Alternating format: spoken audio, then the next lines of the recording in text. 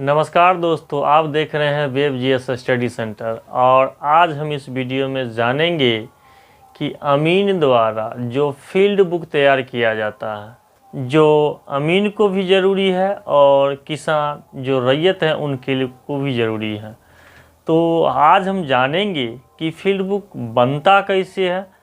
आप कभी भी ज़मीन की नापी करवाते हैं और अमीन साहब आकर के आपके ज़मीन का जो चौहद्दी है और करीब करीब लिख देते हैं और आपको दे देते हैं, क्या उससे फील्ड बुक तैयार हो जाता है? नहीं।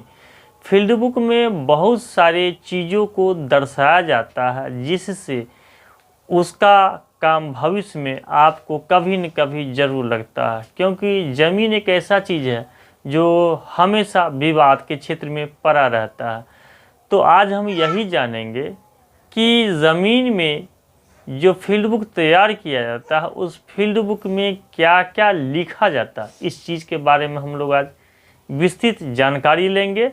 और वीडियो को जब तक शुरू कर रहे हैं तब तक वीडियो को लाइक और सब्सक्राइब जरूर कीजिएगा और बेल आइकन को भी ऑन कर लीजिएगा, जिससे हर एक वीडियो का नोटिफिकेशन आपको सबसे पहले मिले। चलिए आज हम जानते हैं कि अमीन साहब का बुक फील्ड बुक कैसा होता है और रैयत को दिया जाने वाला फील्ड बुक कैसा होता है। तो हम लोग सबसे पहले लेते हैं कि एक ज़मीन लेते हैं, उसके बाद इससे हम समझेंगे। यह मान लीजिए धनहर है या भीट है। मान लीजिए इसमें यह जो है 120 कड़ी लंबा है और यह 130 कड़ी लंबा है। यह मान लेते हैं 60 कड़ी है और यह मान लेते हैं 55 कड़ी।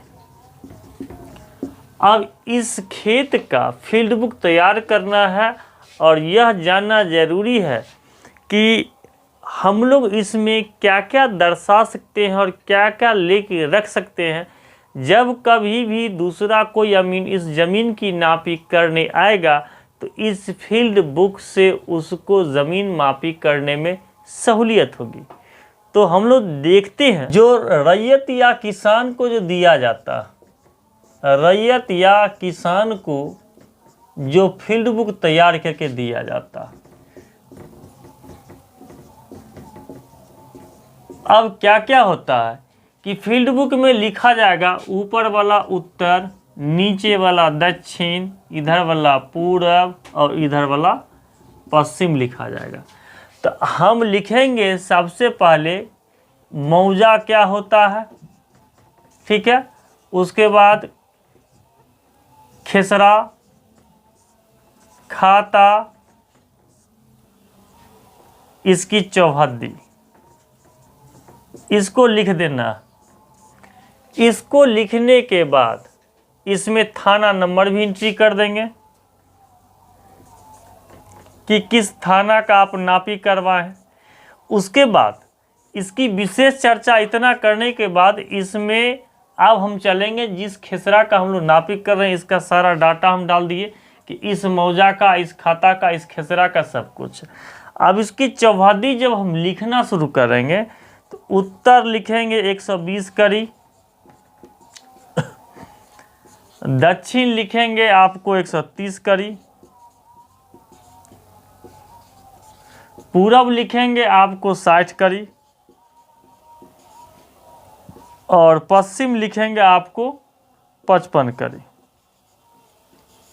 ठीक है। अब यहाँ इतना लिखने के बाद इसमें लिखेंगे हम रकबा। चलिए, अब रकबा कहने का मतलब क्या कि हम इसका कैलकुलेशन करके दर्शाएंगे कि यह कितना है।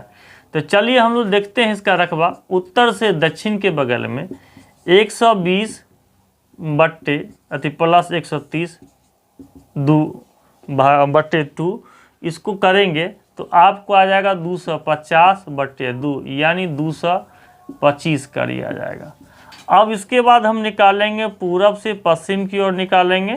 तो पूरब से पश्चिम की ओर देखेंगे तो 55 प्लस 60 बट्टे 2, इसको निकालेंगे तो आ जाएगा ये 115 बट्टे 2। इसको अगर हम काट के निकालेंगे तो आपका आ जाएगा 1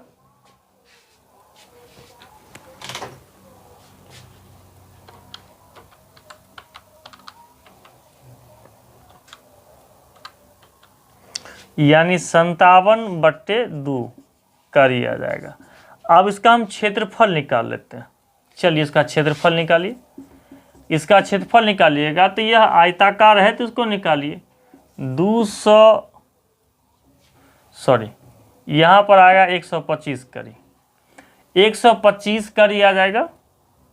चलिए 125 करी और गुने आपको आ जाएगा 57.5 करी। दोनों को गुना कीजिए, 125 आ गया। आपको दोनों को गुना करने के बाद आ जाएगा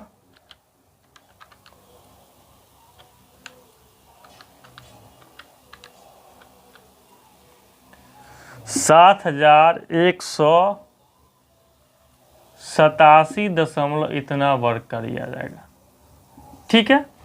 अब यहाँ क्या है कि आप 6.5 हाथ की लग्गी से निकाल रहे हैं, तो 6.5 हाथ की लग्गी से निकाल रहे हैं तो 218 से भाग देंगे। 218 से भाग दीजिए बराबर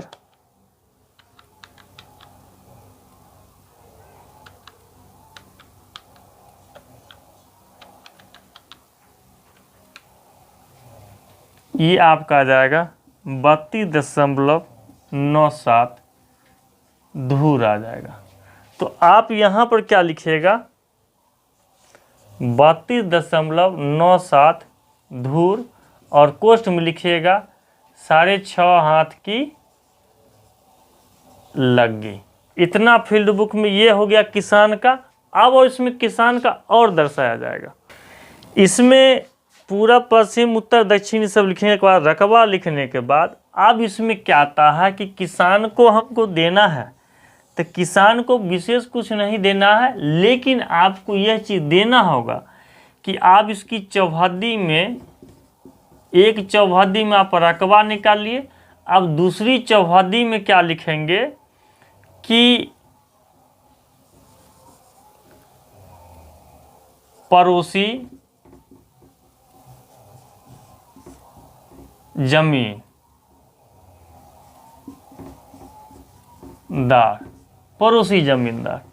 ठीक है। इस चौहद्दी में आप रकबा, तो इस पड़ोसी में आप जमींदार की बात करेंगे।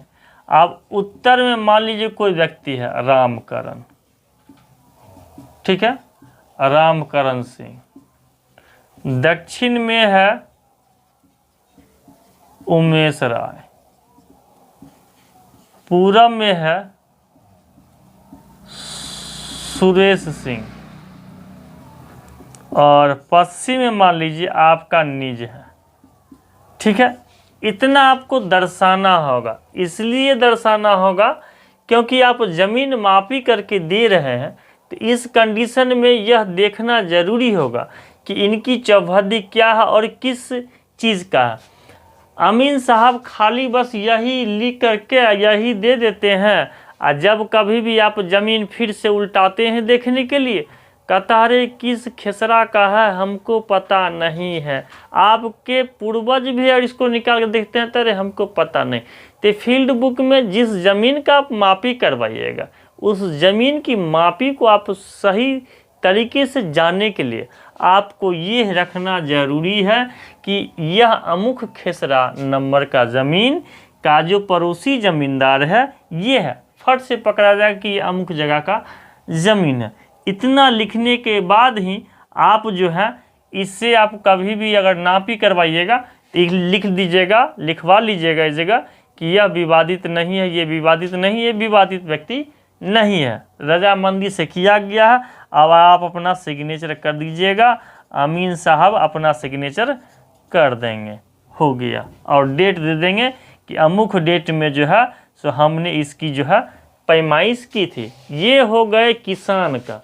ये किसान और रैयत का इतना फील्ड बुक में नेसेसरी है, चाहिए ही चाहिए, क्योंकि यह नापी करने के बाद जरूरी पड़ता है। अब अमीन को क्या है कि जब अमीन साहब लिखेंगे तो इतना चीज़ तो वो भी लिखेंगे, साथ ही यह लिखेंगे कि यह साइन करवाएंगे कि यह जो ज़मींदार है अमुक खेत का वो विवादित नहीं है, ये भी विवादित नहीं, ये भी विवादित नहीं है, और ये निज है। और इसके बाद वो लिखेंगे अमीन साहब अपने फील्ड बुक में कि इस ज़मीन की पैमाइश करने के लिए जो हमने लिया चिन्ह लिया, इस चिन्ह को अमीन साहब को लिखना होगा कि हमने अमुक बम्मा को लिया, अमुक पेड़ को लिया, अमुक चौमेरा को लिया। अब चौमेरा करने का मतलब कोई खेसरा वाला ज़मीन होगा, वहाँ के आसपास का जो होगा उस चौमेरा से हमने इस ज़मीन की पैमाइश की। यानी यह पैमाइश जो किया जाएगा, इस पैमाइश का जो है अमीन साहब को लिखना होगा, क्योंकि कभी भी अगर उस ज़मीन का पुनः विवाद होता है और उस अमीन साहब को बुलाया जाएगा या फिर ऐसा कोई झंझट होता है, तो आपको उस जगह यह साक्ष्य देना होगा कि उस ज़मीन की जो पैमाइश हमने की थी यह अमुक अमुक जगह से नक्शे के अनुसार किया गया था। और आपका जो यह किसान का जो दिया गया, रैयत को दिया गया जो यह फील्ड बुक होगा, और आपका जो फील्ड बुक होगा वो टैली करना चाहिए। तो उस जगह उस ज़मीन का फील्ड बुक माना जाएगा ओरिजिनल, वास्तविक, और इस तरह जो है सो विवाद कम किया जाएगा। तो अमीन साहब से भी कहेंगे आप लोग भी विवाद कम कीजिए, और किसान से भी कहेंगे कि आप लोग विवाद में मत पड़िए, क्योंकि ज़मीन जगह रहता है, उस जगह बदलते रहता है, झगड़ा होते रहता है। तो यह वीडियो जो है सो कैसा लगा हमें कमेंट बॉक्स में ज़रूर लिखिएगा। वीडियो को लाइक सब्सक्राइब जरूर कीजिएगा, और तब तक के लिए धन्यवाद। अगले वीडियो के लिए बने रहिएगा।